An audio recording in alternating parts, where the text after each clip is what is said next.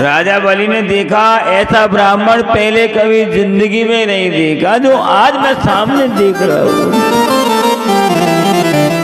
राजा बलि क्या करने लगे कि स्वागतम ते नमस्तुभ्यं ब्रह्मन् किं करवामते ब्रह्मा ऋषीणां तपस्या मन्वित्वाय बबोधर।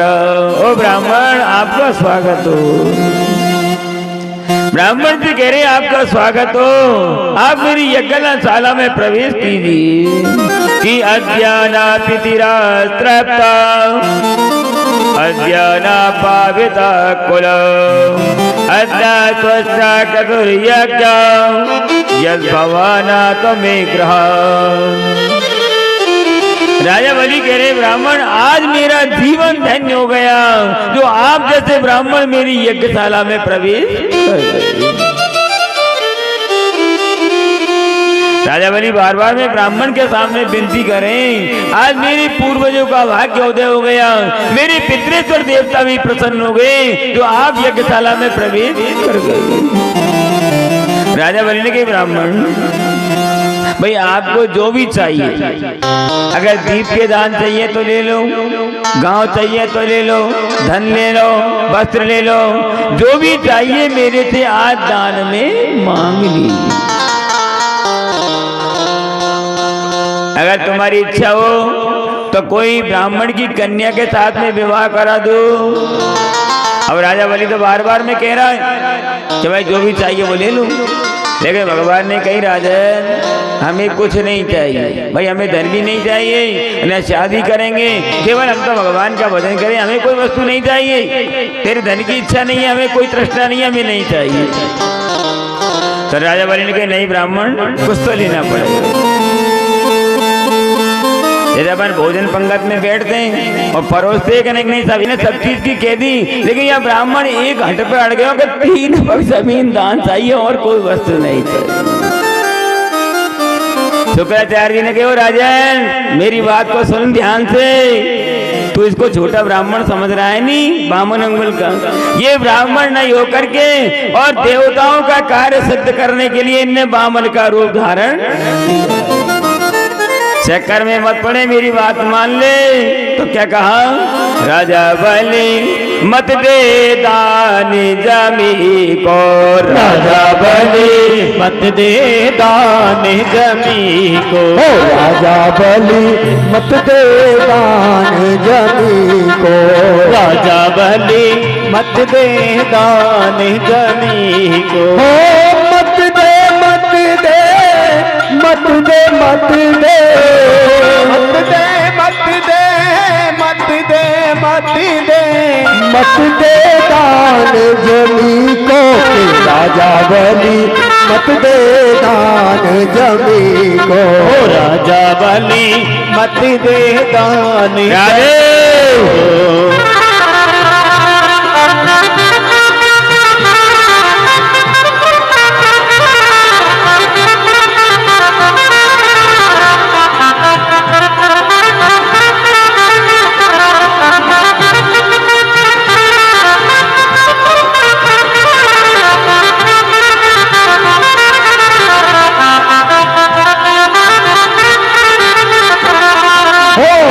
याही ने कुश मारो, याही ने हिरणा कुश मारो, याही ने कुश मारो, याही ने हिरणा कुश मारो,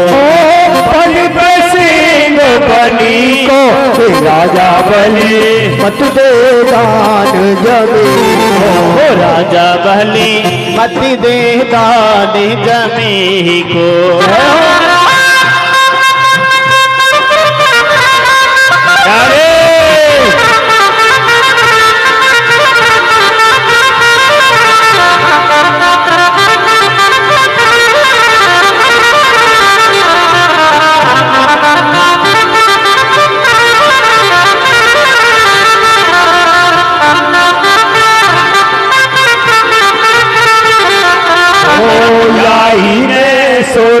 असुर लड़ाए, याही में सुर असुर लड़ाए, हाँ याही ने सुर असुर लड़ाए, याही में सुर असुर लड़ाए। मंथन किया समुद्र को कि राजा बलि मत दे दान जमी को, राजा बलि मत दे दान जमी को, राजा बलि मत दे दान जमी को, राजा बलि मत दे दान जमी को, राजा बलि मत दे दान जमी। गुरु शुक्राचार्य जी कह रहे राजा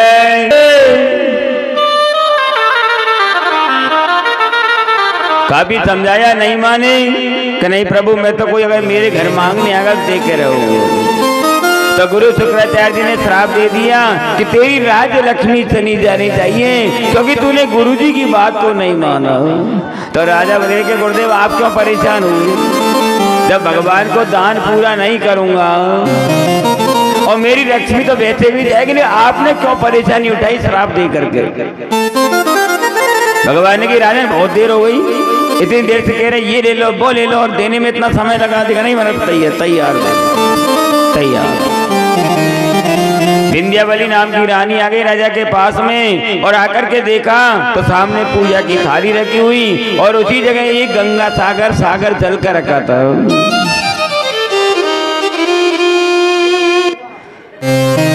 सामने बैठ गए, भगवान ने कहा भाई संकल्प करो, क्योंकि बिना संकल्प कोई काम सिद्ध नहीं होता है। तो राजा ने अपने हाथ में गंधा अक्षर पुष्प ले लिए और नीचे अपनी रानी का हाथ लगवा दिया। अब जल के बिना संकल्प नहीं होता है, तो गंगा सागर रखा हुआ।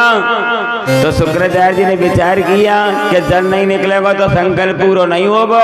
तो शुक्राचार्य जी छोटा रूप बना करके और सागर की तूती में आगे आके बैठ गए। कोशिश करी लेकिन जल नहीं निकले सागर की तूती में। तो भगवान ने कहा छेद बंद है, क्या चक्कर है, अरे गुरु जी की करतूत है। तो भगवान ने आसन था डाब का, एक डाब निकाली और सागर की तूती में चला दिया। तो शुक्राचार्य जी के एक नेत्र को फोड़, महाराज ये महाराज क्या कर दिया, आपने मेरी एक आंख को मोड़ दिया।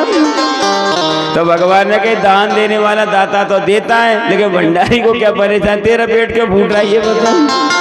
कि महाराज मेरा चीला है कि इसका आग का क्या होगा कि आग तो सही रही होगी, लेकिन शुक्र अस्त में शादी के और आचर गांठ के सारे काम बंद रहे। भगवान ने हाथ में जल ले लिया राजा रानी के हाथ में और संकल्प बोलने लगे मासोत्तमे मासे भाद्रपद मासे सुबह शुक्ल पक्षे द्वादशी तिथो श्रवण नक्षत्र। अपना गोत्र बोलिए, अपना नाम बोलिए और 3 पग जमीन दान अहम करे छे, जमीन को जल में जल को छोड़ दीजिए। संकल्प हो गया पूरा। तो भगवान ने कि भाई ऐसा कहते हैं कि ब्याज भाड़ा दक्षिणा और बाद में मांगे तो कुछ ना। एक काम कर भाई संग के संग जमीन को नपवा दे, पीछे को झंझटी मत छोड़। भगवान कह रहे तो राजा बलि के तैयार हो, महाराज नाप लो आप तुम। राजा बलि हाथ जोड़ के खड़े हुए और भगवान सामने खड़े हुए। तो भगवान ने क्या किया, अपना विराट रूप बढ़ाया, आकाश के बीच में बढ़ने के लिए लगे।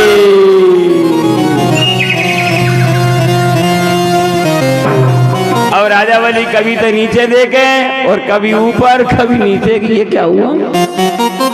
भगवान से कहे महाराज आपने तो बहुत छल लिया, जब आपने दान मांगा तो आप छोटे से थे और इतनी देर में इतने बढ़ गए। तो भगवान ने कहा तेरे दान के कारण छोटे रहेंगे कि बढ़ेंगे नहीं, कि नहीं महाराज मैंने तो कही है आपसे। भगवान किस तरह नापने लगे कि पृथ्वी नापी एक में, पृथ्वी नापी एक में और दूजे में आकाश। तीजा जग कित रखे तो असुर हुए निराश। भगवान ने एक पैर से तो सारी पृथ्वी को दिशाओं को नाप लिया और दूसरा चरण आकाश में पहुंचा दिया। तो ब्रह्मा जी ने भगवान के चरण को धोकर के जल को कमंडल में रख दिया। क्यों रखा कि जब भागीरथी तपस्या करने के लिए जाएंगे उस समय कमंडल के जल को छोड़ा जाएगा तो गंगा जी को प्रकट किया जाएगा। भगवान ने 2 पैर में सारी वस्तुओं को नाप लिया और राजा बलि हाथ जोड़ के खड़ा हो गया भगवान के सामने। देखा भगवान ने सब कुछ नाप लिया। भगवान के पार्षद आ गए नंद सुनंद नाम के और राजा बलि को खम्मी से कस के बांध दिया कि भाग के नहीं चला जाए। सारे भक्त लोग आए, महाराज ये क्या कर रहे हो? राजा बलि ने सब कुछ अर्पण कर दिया और फिर भी आपने राजा बलि को खम्मे के बीच में बना दिया। तो क्या कहने लगे, जब भक्त नहीं होंगे भगवान कहाँ होगा, जब भक्त नहीं होंगे भगवान कहाँ होगा। हर एक समस्या का समाधान कहाँ होगा, हर एक समस्या का समाधान कहाँ होगा। जब भक्त नहीं होंगे भगवान कहाँ होगा, जब भक्त नहीं होंगे भगवान कहाँ होगा। जब भक्त नहीं होंगे भगवान कहाँ होगा, जब भक्त नहीं होंगे भगवान कहाँ होगा। इन सारी समस्या का इन सारी समस्या का समाधान कहाँ होगा। एक समस्या का समाधान कहाँ होगा।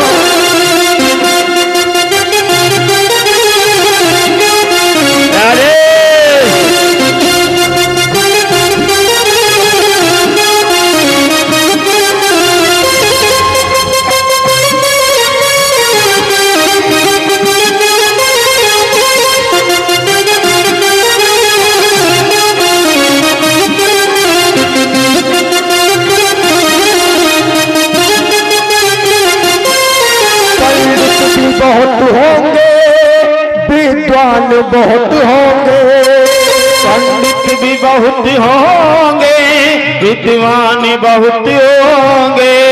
पंडित भी बहुत होंगे विद्वान बहुत होंगे, पंडित भी बहुत होंगे विद्वान बहुत होंगे। पर रावण के जैसा उस रावण के जैसा विद्वान नहीं होगा। और रावण के जैसा विद्वान कहाँ होगा। जब भक्त नहीं होंगे भगवान कहाँ होगा, जब भक्त नहीं होंगे भगवान कहाँ होगा। जब भक्त नहीं होंगे भगवान कहाँ होगा। जब भक्त नहीं होंगे भगवान कहाँ होगा। फिर सारी समस्या का समाधान कहाँ होगा। हर एक समस्या का समाधान कहाँ होगा। सारे भक्त लोग भगवान से कह रहे हैं, प्रभु राजा बलि ने सब कुछ अर्पण कर दिया फिर भी आपने राजा बलि को खम्मे में बंधवा दिया। राजा बलि खड़े हो गए। भगवान ने के तीसरे चरण का क्या होगा कि प्रभु मेरे सिर के ऊपर रख लो। राजा बलि ने सिर नीचे किया, भगवान ने पैर को रखा। तो ऐसा कहते हैं कि मन चीती प्रभु ना करे, प्रभु चीती तत्काल। बलि चाहता वैकुंठ को तो भेज दिया पाताल। मनुष्य अपनी चीती तुरंत पूरी हो। भगवान ने कह दिया राजा तुम रसातल के राजा बन जाइए, पाताल लोक के राजा बन जाइए और मैं द्वारपाल बन करके तुम्हारे दरवाजे पे निवास। भगवान चले गए।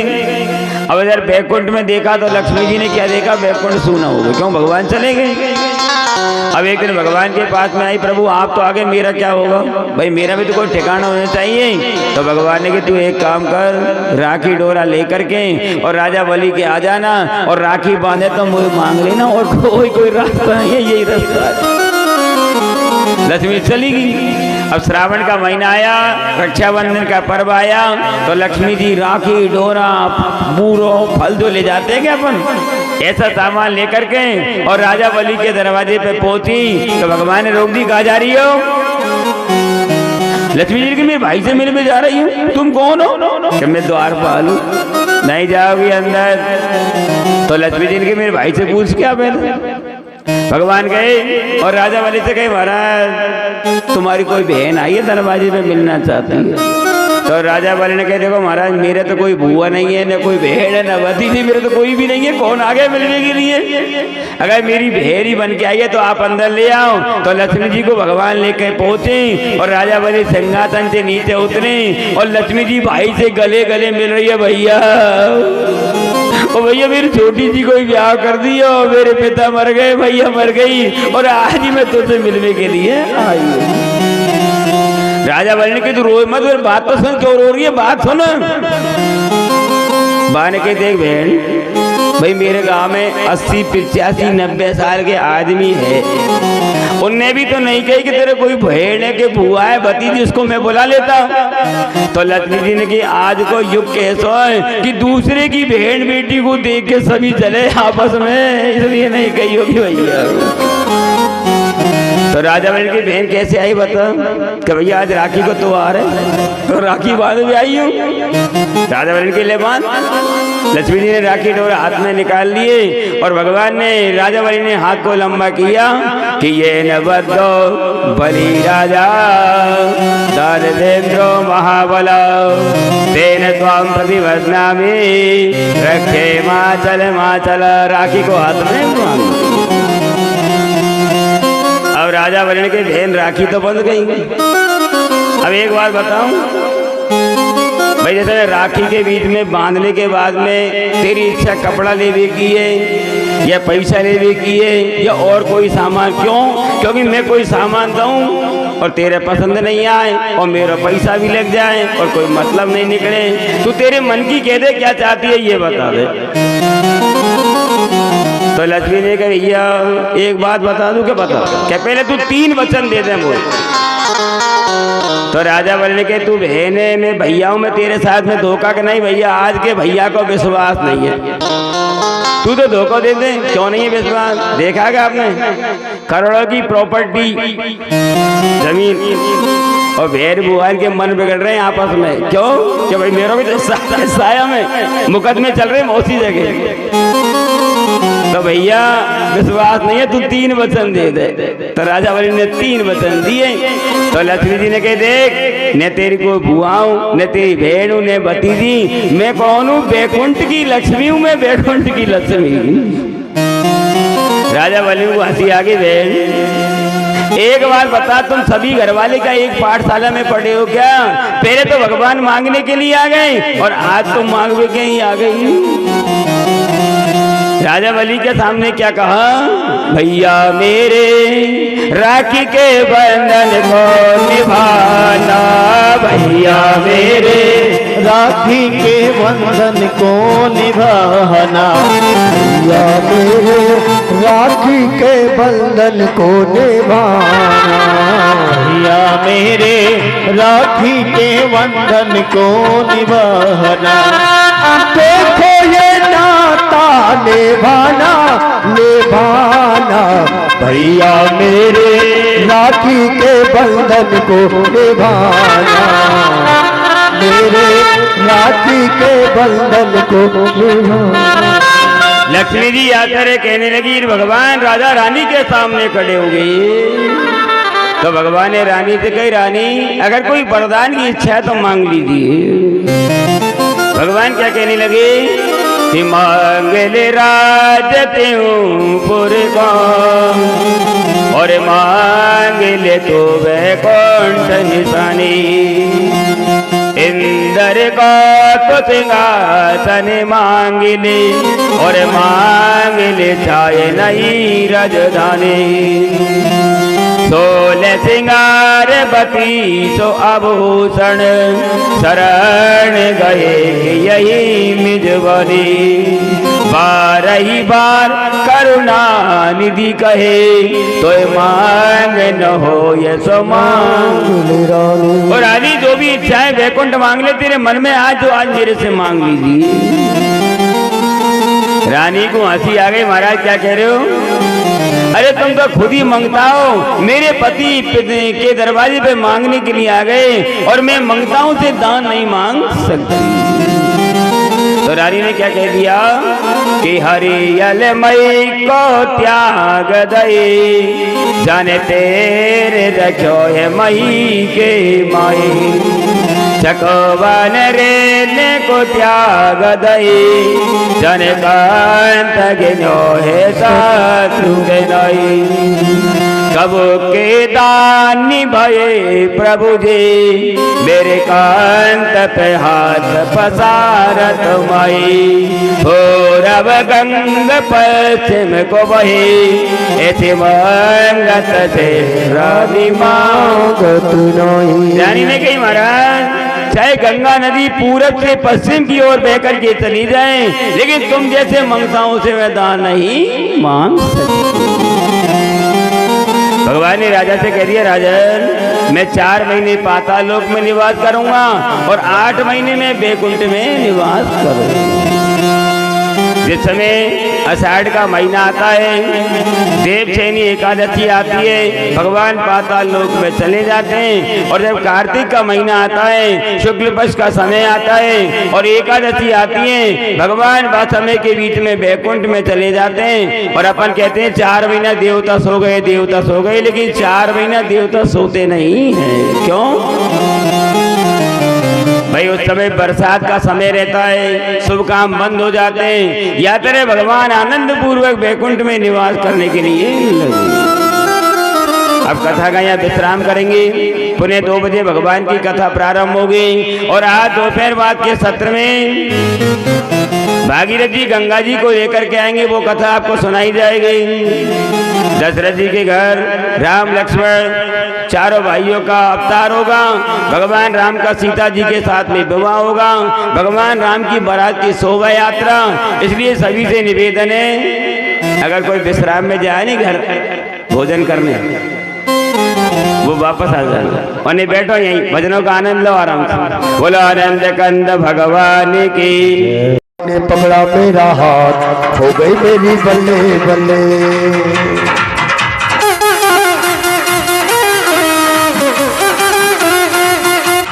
सामरे ने पकड़ा मेरा हाथ ओ बल्ले बल्ले मेरी बल्ले बल्ले। ओ बल्ले बल्ले मेरी बल्ले बल्ले। हो जब से सामरे ने पकड़ा मेरा हाथ हो गई मेरी बल्ले बल्ले।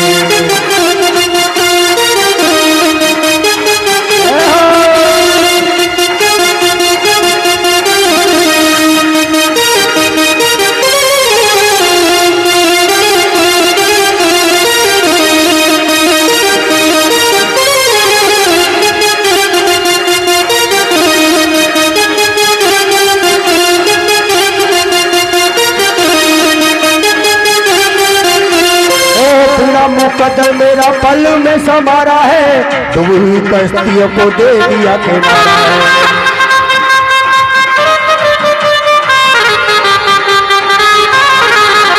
ओ तुझे मुकद्दर मेरा पल में समारा है तो वही कश्तियों को दे दिया किनारा है।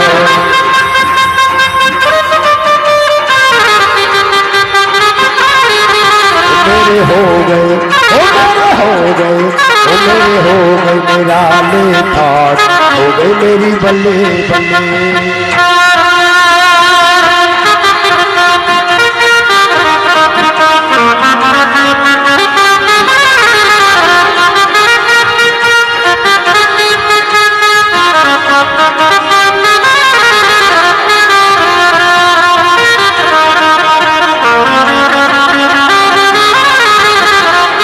सामने के बिना मुझे कोई नहीं भाता है, मेरे सामने के सही ना।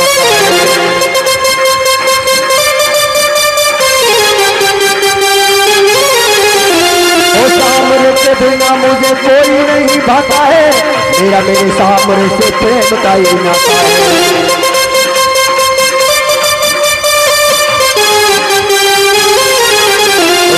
सामरे में बानी सामरे में बानी सामरे में बानी सामरे में तेरी बात हो गई मेरी बल्ले बल्ले।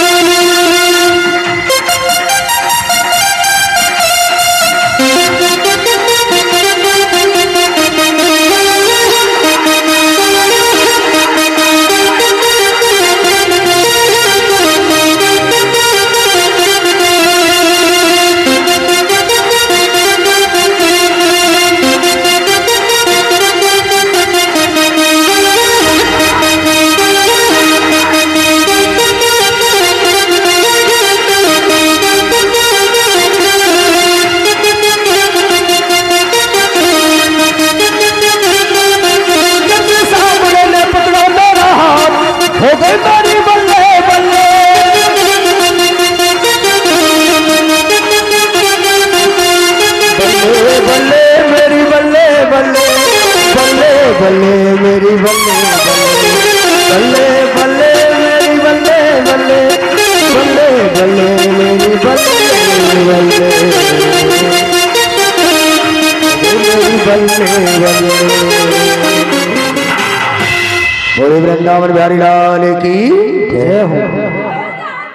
राजधानी लागे राधे लागे मैनू मीठो मीठो करियो को पानी लागे। सीता राम जी की प्यारी राजधानी लागे महारानी लागे मोहे मीठो मीठो सरियो जी को पानी लागे। सीता राम जी की प्यारी लागे मैनू मीठो मीठो करियो को पानी लागे।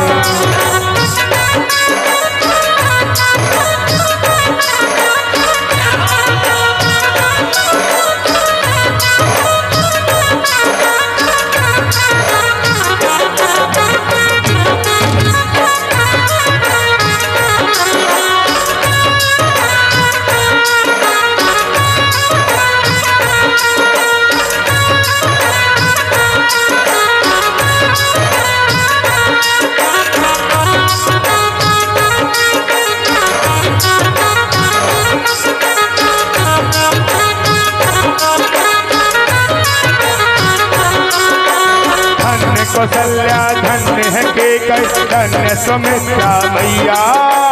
धन्य कौशल्या धन्य है के कई धन्य सुमित्रा मैया।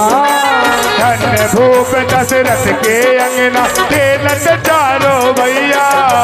धन्य भूप दशरथ के अंगना चारो भैया।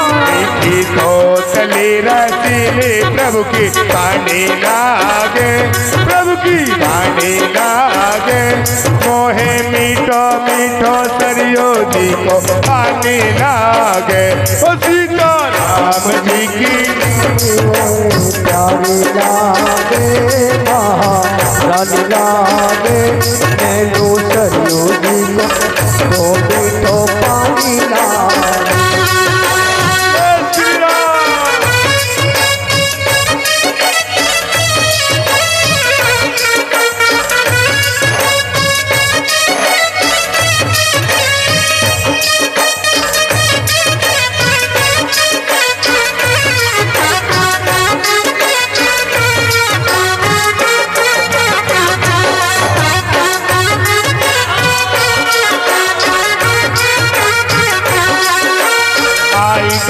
रघुनंदन सज बाधो द्वार द्वार। आई गए रघुनंदन सज बाधो द्वार द्वार। स्वर्ण कलश रख बाधो बंद बाधो बंधन बार। स्वर्ण कलश रखवा दो बंधवा दो बंदरवार।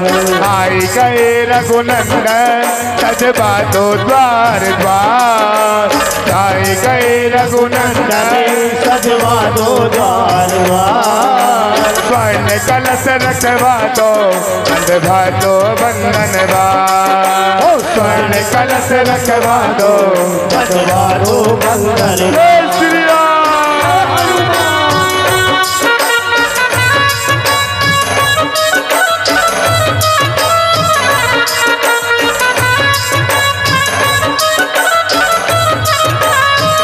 जय श्री राम।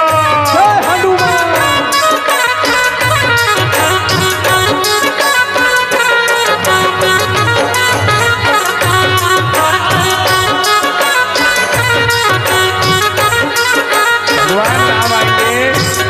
अभी 22 जनवरी गई थी, भगवान राम को कैसे बुलाना है भगवान को? लड़ियों से मणियों से फूल जड़ियों से सजा राम दरबार। शोभा अजब बनी लड़ियों से मणियों से फूल जड़ियों से सजा राम दरबार। शोभा अजब बनी।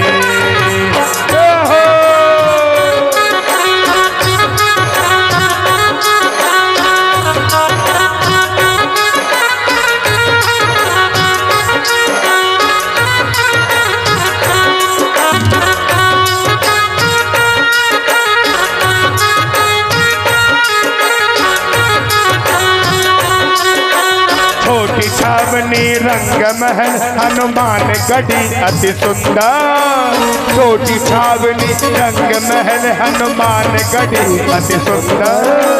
ब्रह्म जगत के मालिक बैठे कनक भवन के अंदर। ब्रह्म जगत के मालिक बैठे कनक भवन के अंदर। सीता राम जी की शोभा बड़ी प्यारी लागे बड़ी प्यारी लागे। मोहे मीठो मीठो सरयो जी को पानी लागे। ओ सीता राम जी की राजधानी लागे महारानी लागे। मोहे मीठो मीठो सरयो जी को पानी लागे। श्री राम।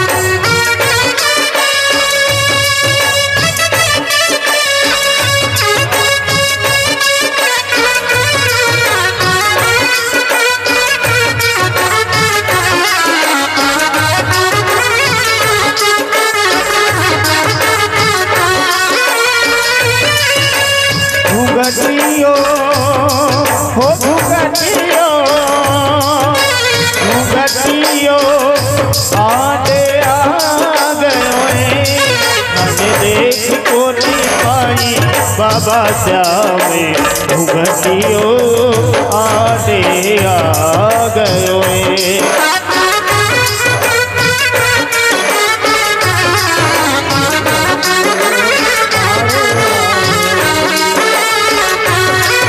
भुगतियो हो भुगतियो हो भुगतियो आने आ गयो भुगतियो आने आ गयो हमें देख को नहीं पाई बाबा श्यामे। भुगतियो आने आ गयो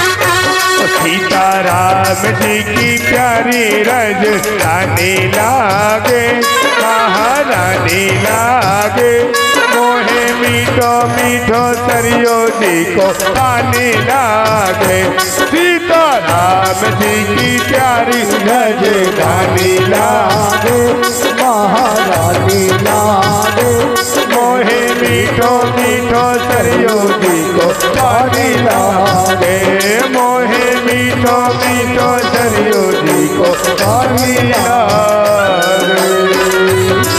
बोलो राजा रामचंद्र भगवान की जय हो। हेलो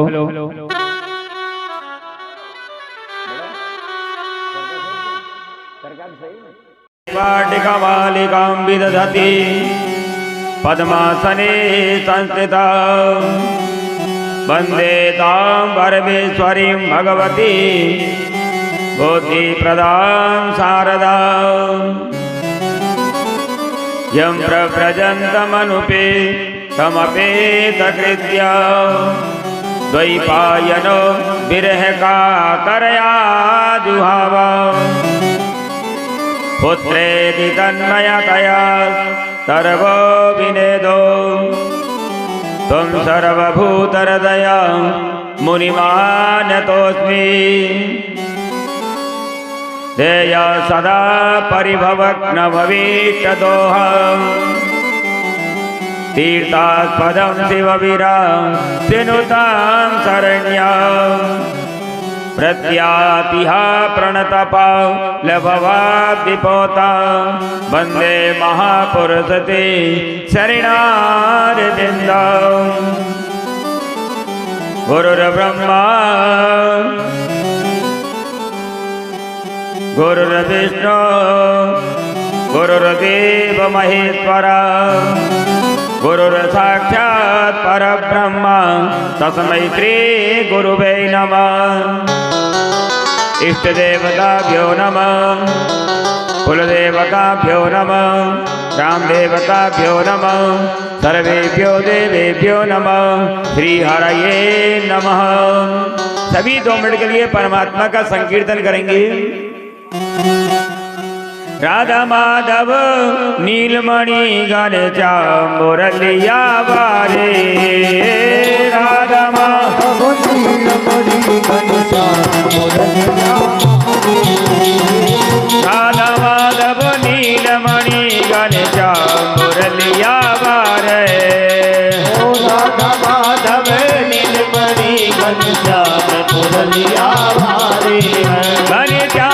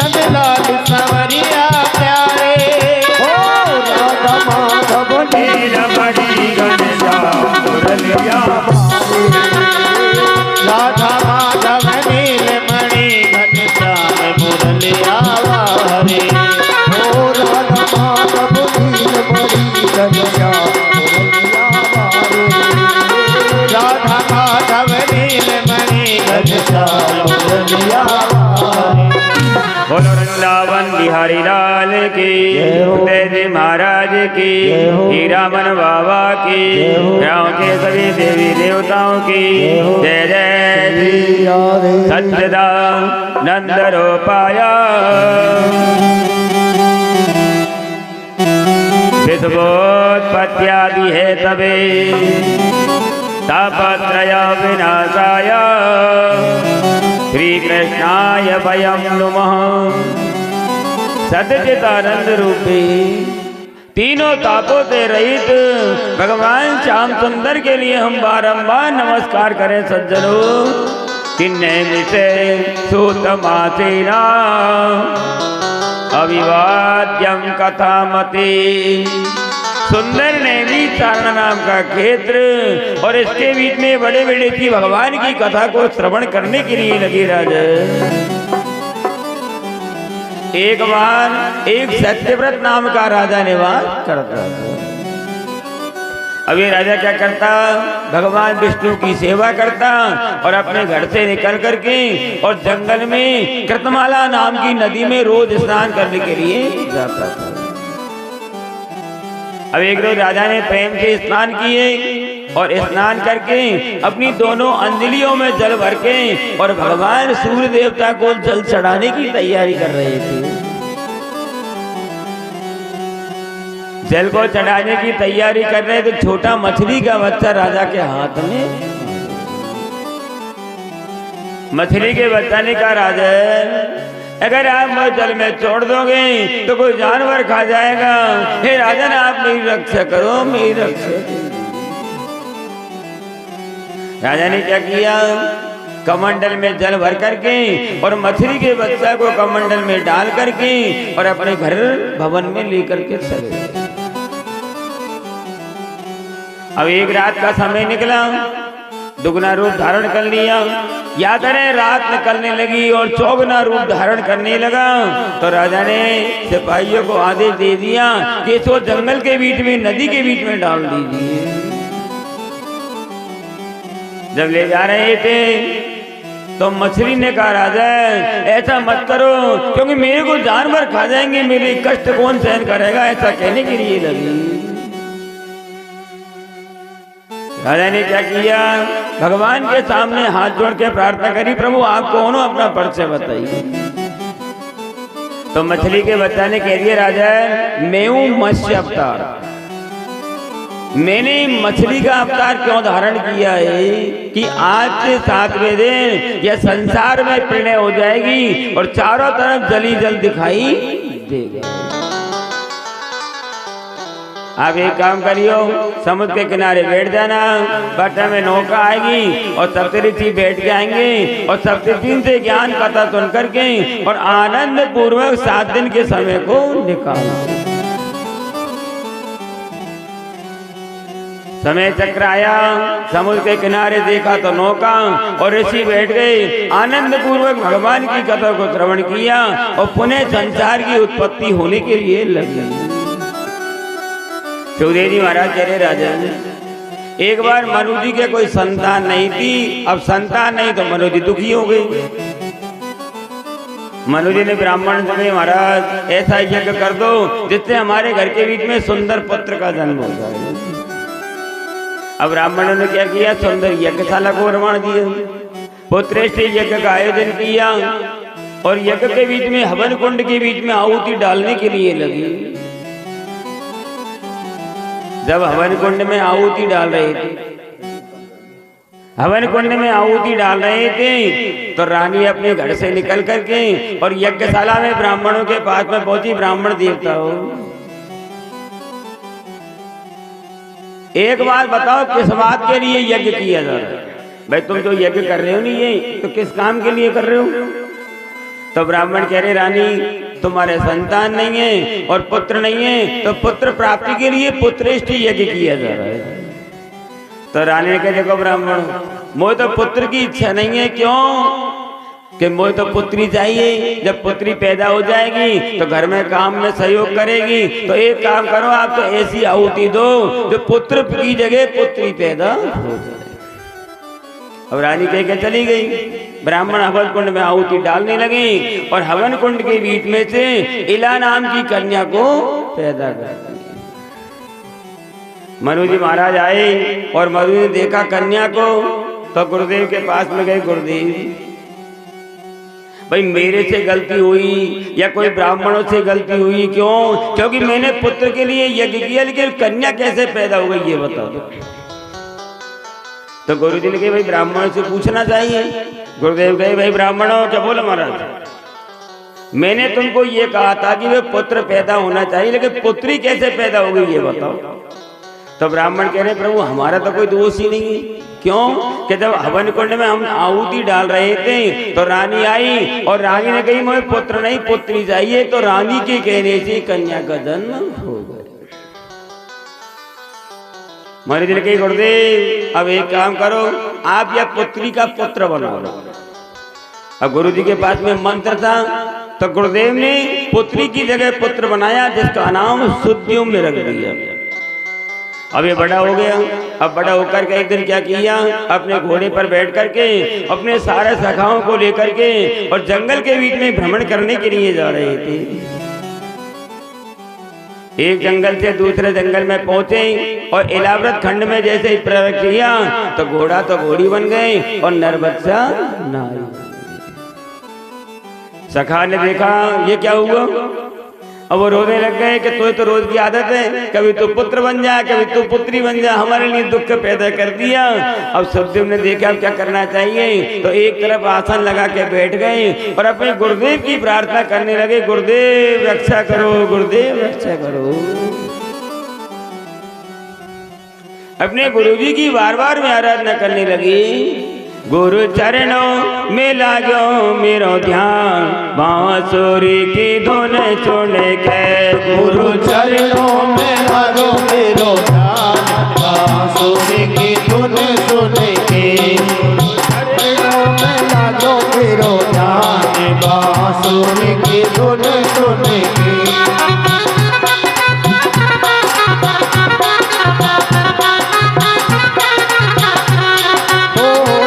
सुन के भाई धुन सुन के, धुन सुन के भाई धुन सुन के, धुन सुन के ये धुन सुन के, धुन सुन के धुन सुन के। गुरु चरणों में लागो मेरो ध्यान, बांसुरी की धुन सुन। गुरु चरणों में लागो मेरो ध्यान, बांसुरी सुन के। गुरु चरणों में लागो मेरो ध्यान, बांसुरी की धुन सुन के। जय हो।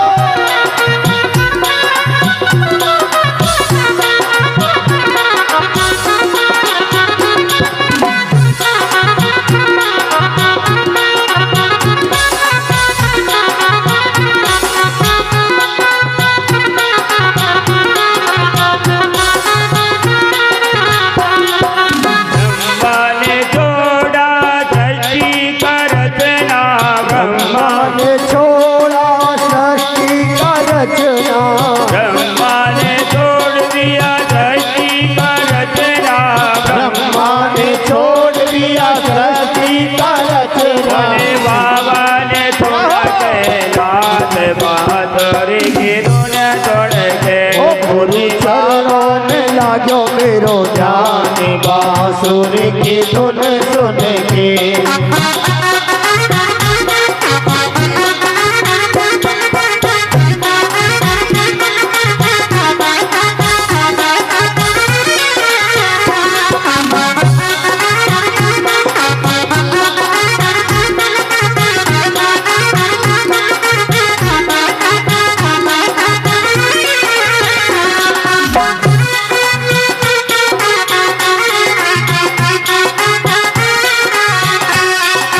ऋषियों ने छोड़ा धूनी का तपना, ऋषियों ने छोड़ा धूनी का तपना, ऋषियों ने छोड़ा धूनी का तपना, ऋषियों ने छोड़ा धूनी का तपना।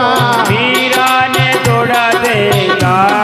बांसुरी की धुन सुन के गुरु चरणों में लागो मेरो ध्यान बांसुरी की धुन सुन के गुरु चरणों में लागो मेरो ध्यान बांसुरी की धुन सुन के बांसुरी की धुन सुन के बांसुरी की धुन सुन के बोलो सतगुरु महाराज की अपने अपने गुरुदेव की अपने गुरुजी की जब आज्ञा करी तो बलदेव जी महाराज आगे बेटा कैसे याद किया बोलो। तो सुद्दुम ने कह रहा गुरुदेव अंदर आ जाओ अंदर।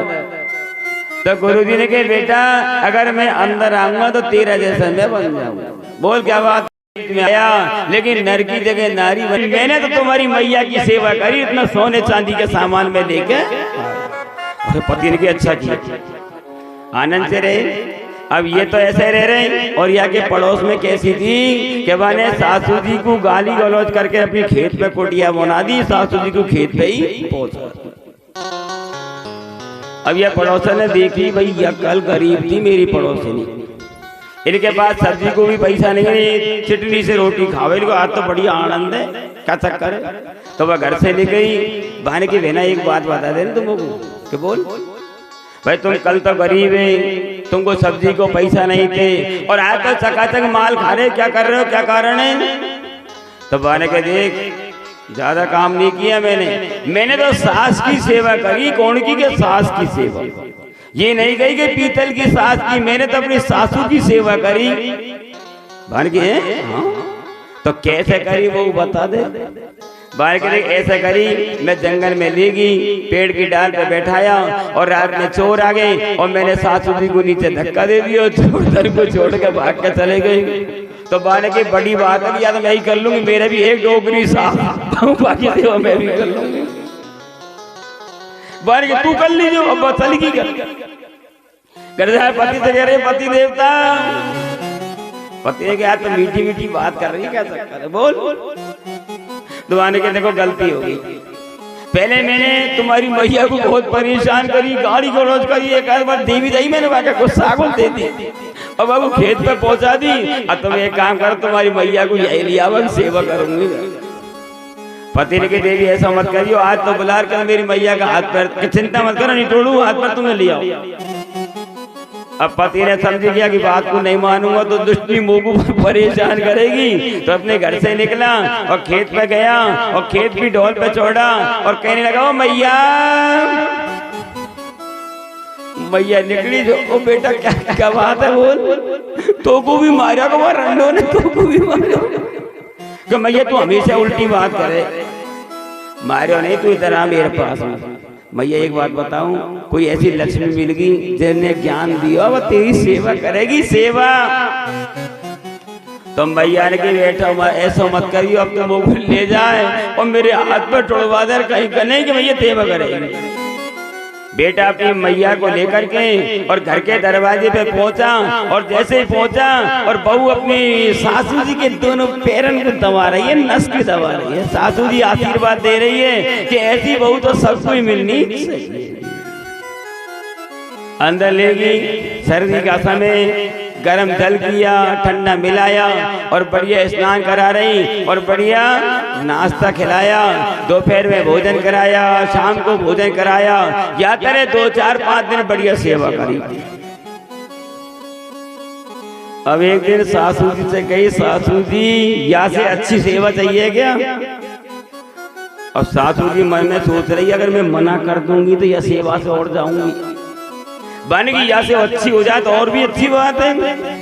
तो बहू ने कही सेवा तो हो जाएगी लेकिन या घर में नहीं होगी तो कहाँ होगी कि जंगल में। सासू ने कही चल तो आगे आगे बहू और पीछे पीछे सासू और भाई जंगल में पेड़ के किनारे पहुंच गए पीपल के पेड़ के नीचे जाके पहुंच गए। बढ़िया सेवा कर रही और वही गांव की औरत टोकने लग गई कि तो पे घर में तो सेवा नहीं हुई तू पीपल के नीचे सेवा करेगी वाले तो माँ को मत बचाओ बे चलेगी। अब सासू से कही देखो सासू जी एक बात सुन लो ये परेशान करें इनके द्वारा तुम्हारी सेवा नहीं होगी तो माने की क्या करूं कि करो क्या तुम एक काम करो ये पेड़ की डाल पे क्यों नहीं बैठ जाओ। सासू ने कही मुंह पे नहीं चढ़े जाए मैं बूढ़ी मुँह क्या चढ़ाऊंगी तो मैं चिंता मत करो। अब जवान बहू थी, पेड़ की डाल पर चढ़ गई और सासी जी के दोनों हाथों को पकड़ के और जैसी तैसी तरह से खींच करके पेड़ की डाल पे बैठा। अब सासू कप रही कहीं हाथ पैर नहीं तोड़ते, हाथ पैर बढ़िया भाई पांव दबा रही है सासू जी के। और 12 बजे का समय हुआ और भाई समय चोर आ गए, धन की मोट बांध के भाई पेड़ के नीचे आ गए। चोरन ने क्या किया, धन की मोट को खोला, सोने चांदी के आभूषणों को बांटने लगे। और यह ओरिजिनल सासू जी को लेके जो बहू बैठी, बाने नीचे धुक के देखा सामान सोनी के चांदी के आभूषणों को। तो बाने क्या किया, अपनी ओरिजिनल सासू जी को धक्का दे दिया जमीन के बीच में और सासू जी के सारे हाथ पैरों को। ये दृष्टांत है, कहीं तुम चक्कर में पड़ जाओ। पंडित जी ने कही केवल दृष्टांत है ये। माता पिता की सेवा तू कर ले नादान, और जैसे कर्म करेगा वैसा फल देगा भगवान। माता पिता की सेवा तू कर ले रे नादान, ऐसा कर्म करेगा मन फल देगा भगवान। हो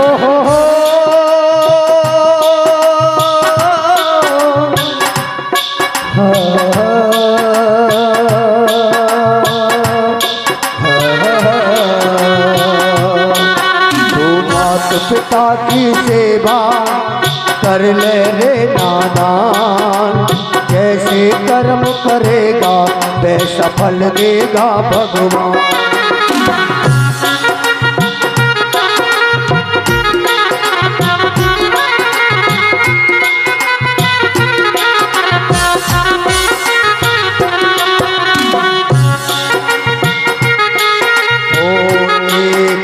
बेटा प्राणों से प्यारा, अंधे थे माता पिता हिम्मत नहारा।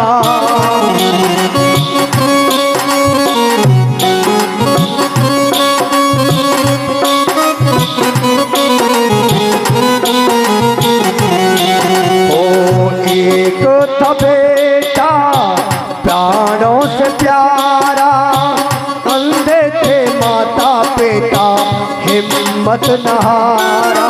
घर कांधे पे उनको, घर कांधे पे उनको बुत घूमा हिंदुस्तान।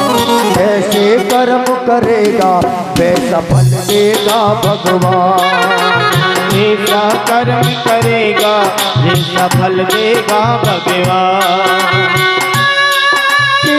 वृंदावन में जाओ तो श्री श्याम मिलेंगे,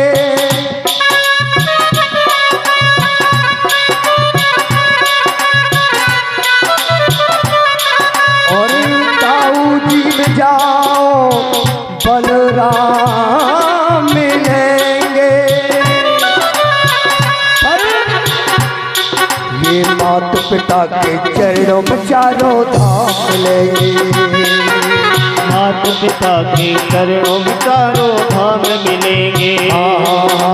माता पिता के चरणों में चारों धाम मिलेंगे। बोलो वृंदावन बिहारी लाल की जय हो। जय जय श्री राम। सुखदेव जी महाराज कहने लगे, राजा एक युवराज नाम के राजा थे और राजा के कोई संतान नहीं थी। तो गुरुदेव के आश्रम पे गए, गुरुदेव संतान पैदा होनी। गुरु जी ने कहा, राजा कठोर नियम है। कौन से?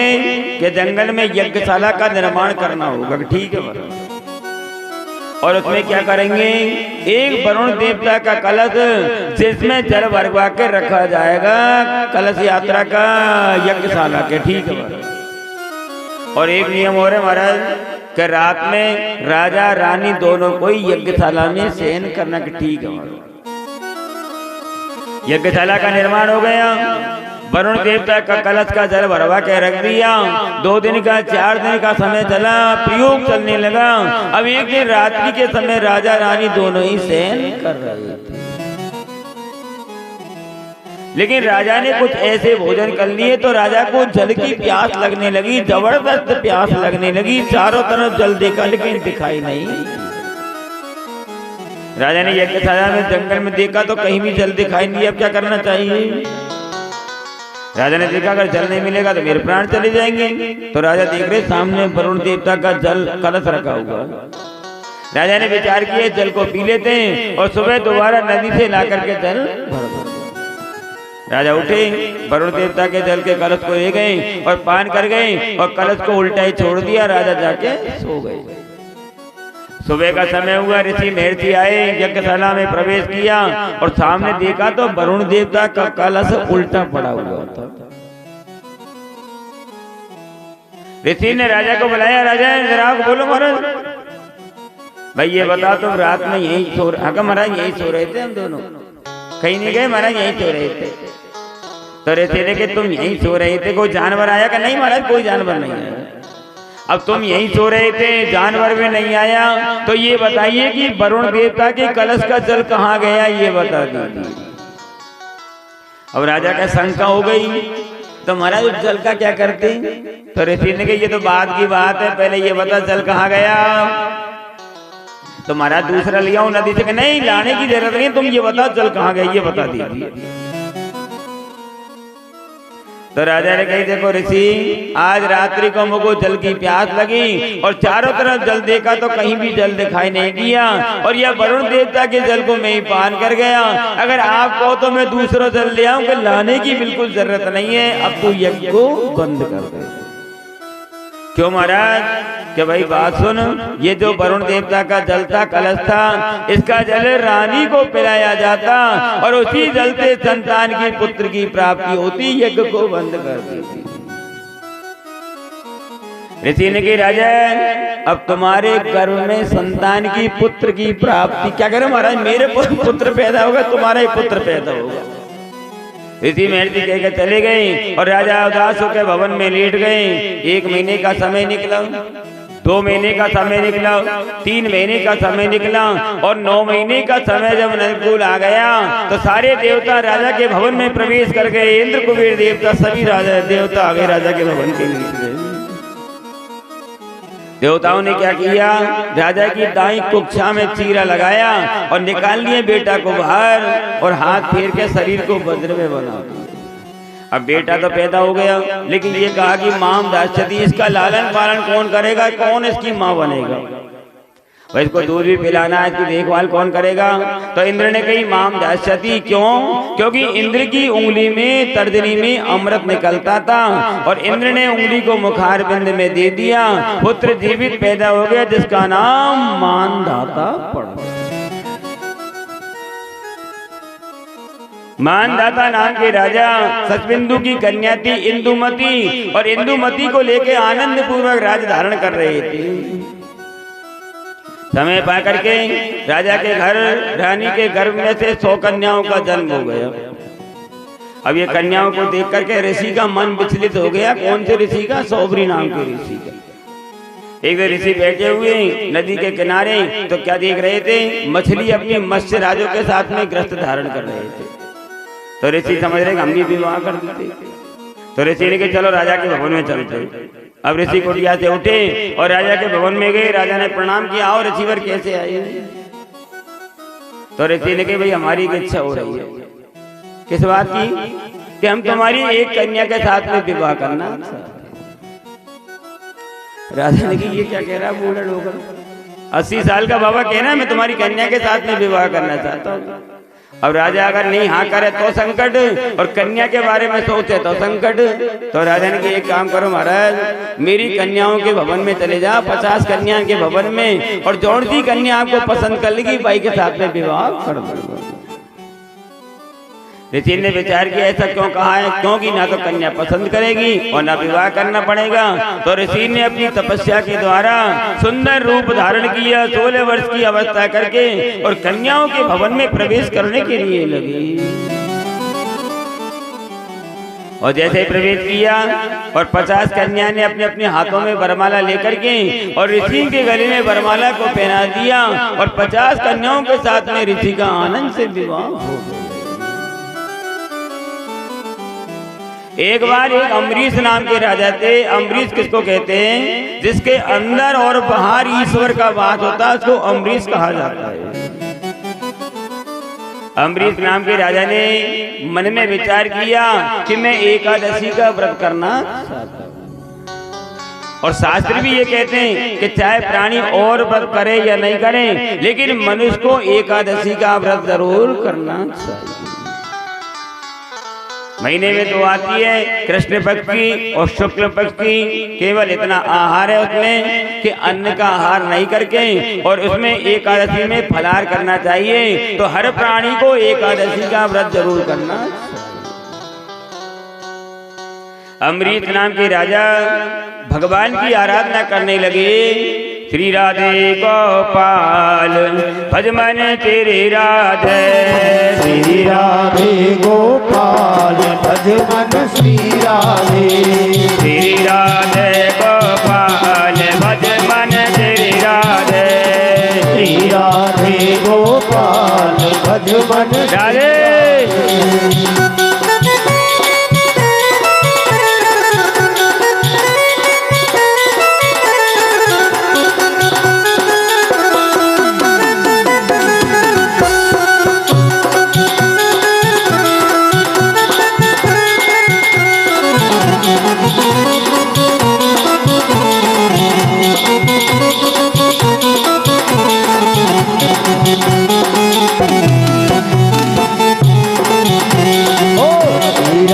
गोपाल भज मन श्री राधे। अरे आगे गैया पीछे गैया, आगे गैया पीछे गैया, आगे गैया पीछे गैया, आगे गैया पीछे गैया, बीच में चल रे गोपाल भज मन श्री राधे, श्री राधे गोपाल भज मन श्री राधे।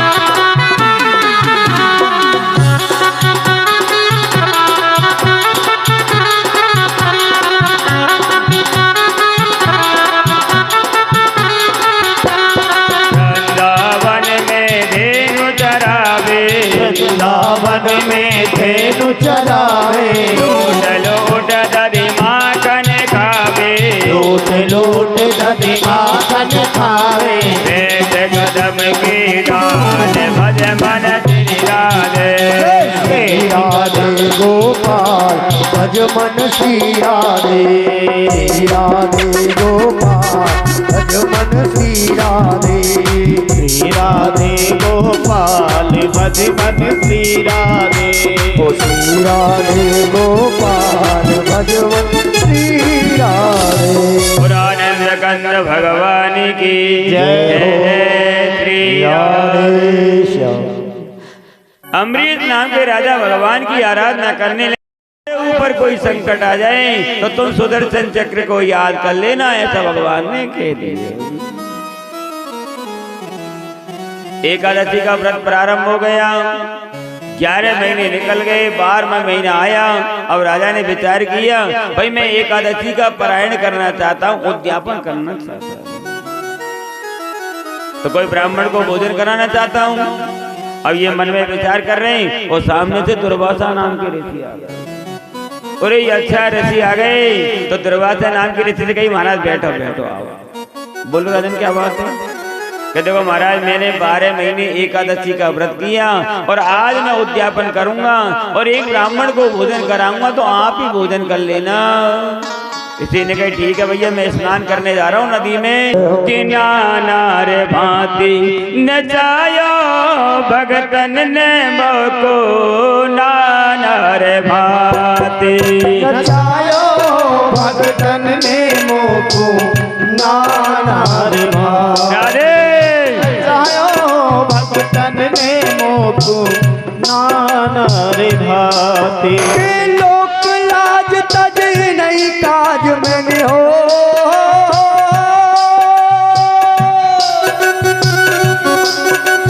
लोक लाज तज नहीं काज मैंने, बैकुंठ रायो रायो नाना रे भाई नचायो भगतन ने मोको नाना रे भाई।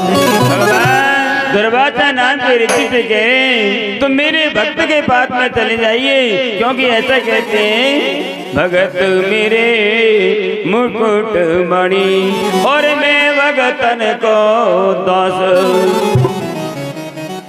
भगवान कह रहे ऋषि ये भगत मेरे मुकुट के मणि हैं और मैं उनका दास बन करके निवास करता हूँ कि अपना मान टले टल जाए पर भक्त का मान न टलते देखा और प्रबल प्रेम के पाले नियम अपना नियम बदलते देखा।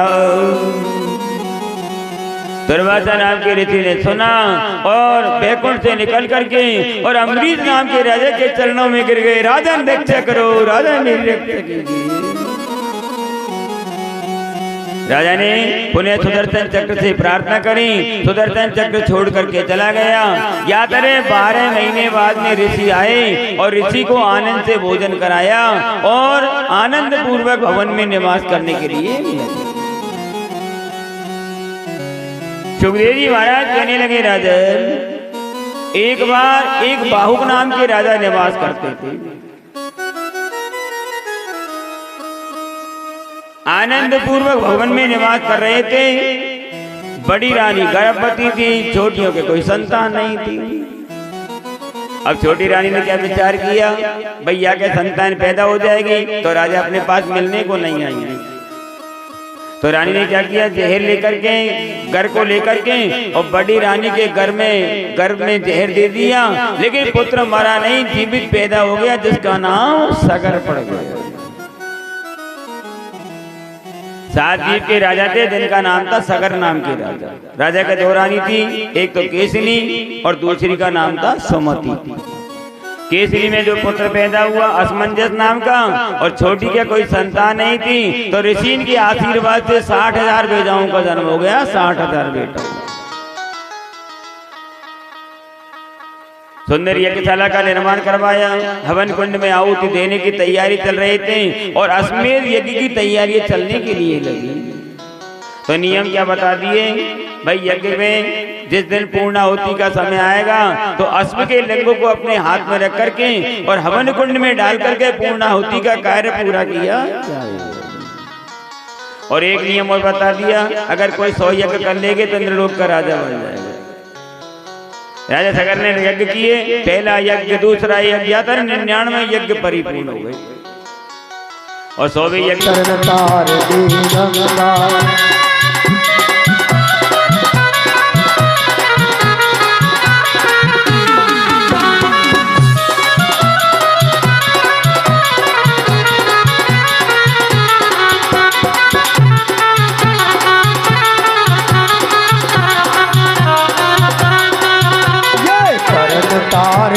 गंगा, ये पाप नाशनी गंगा, ये तरण तारणी गंगा, ये पाप नाशनी गंगा। लाए लाए भागीरथ महाराज, ये तरण तारणी गंगा। लाए भागीरथ महाराज, जग में तरण तारणी।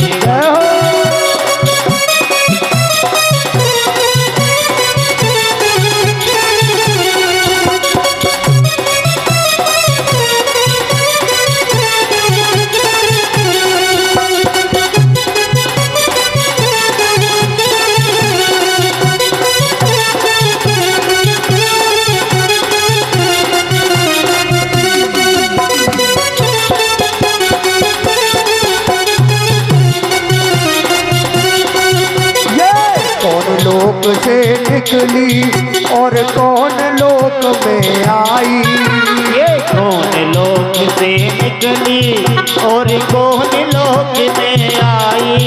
यह कौन लोक से निकली और कौन लोक में आई, ये कौन लोक से निकली और कौन लोक में आई। अरे यह कौन लीनो धार, ये तरतारणी गंगा, होया कौन लीने धार। जग में तरन तारने गंगा।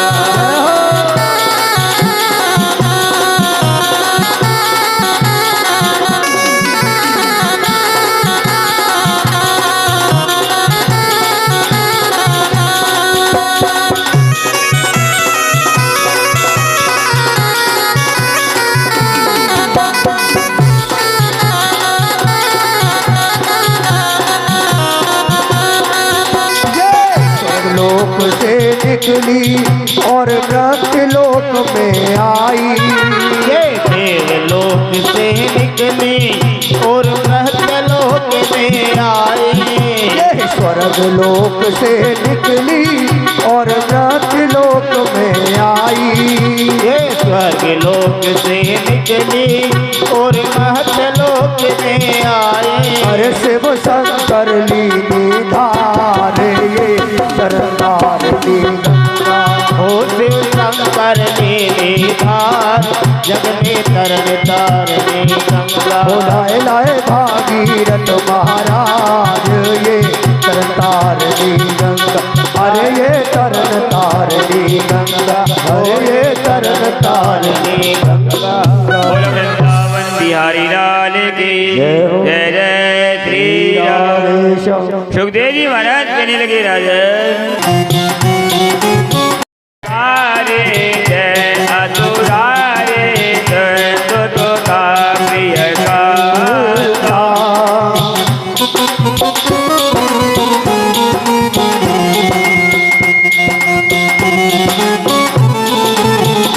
पालन दुर करने अद्भुत करने मरमन जाने कोई तो तेज कृपाला दीन दयाल करे अनुग्रह। सोई। सारे देवता प्रार्थना करके और अपने अपने धाम के लिए जाने के लिए लगे। इतने में सारी तिथि आ गई, पड़वा, दो, तीज, चौथ, पांचे, और भगवान से कह रही है प्रभु हमारे बीच में अवतार धारण करो, हमारे बीच में आकर के अवतार धारण कीजिए। पड़वा कह रही है मेरे बीच में, दो कह रहे हैं मेरे बीच में, तीज कह रही है मेरे बीच में। तो भगवान ने विचार किया कि नौवीं तिथि रिक्ता तिथि होती है। चौथ और नौवीं और चौदह और गुरु पाठ पड़ जाए तो प्राणी को शुभ काम नहीं करना चाहिए। भगवान ने देखा नौवीं तिथि ये रिक्ता तिथि है, इसमें कोई शुभ काम नहीं होता है। तो भगवान ने क्या किया कि नौवीं तिथि मधुमात पुनीता सकल भक्त अवधूत हरि प्रीता।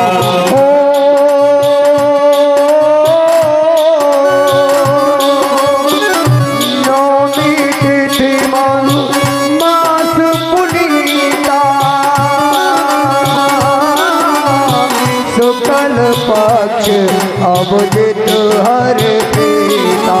राम सिया राम जय जय राम। राम राम सिया राम जय जय राम। सुंदर चैत्र का महीना आ गया, शुक्ल पक्ष का समय आ गया, नौमी नाम की तिथि आ गई, अभिजीत नाम का मुहूर्त आ गया और दोपहर का समय हुआ और भगवान राम लक्ष्मण अपने भाइयों के साथ में दशरथ जी महाराज के घर जाकर के अवतार धारण करने लगे। बोलो राजा रामचंद्र भगवान की जय हो। राजा दशरथ जो के द्वार बधाई बाज रही। हो राजा दशरथ जी के द्वार बधाई बाज रहे।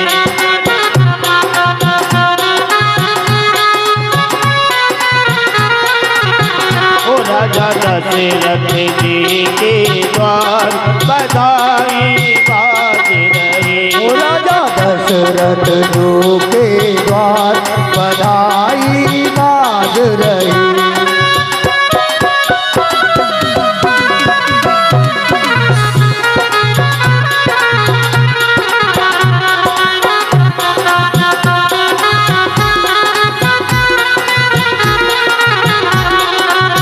समाचार सुनी सखिया आई, समाचार सुने सखियां आई, समाचार सुनी सखिया आई, समाचार सुन सखियां आई। किसने सहज श्रृंगार मोहब्बती काज रही, किए सहज श्रृंगार बधाई बाज रही।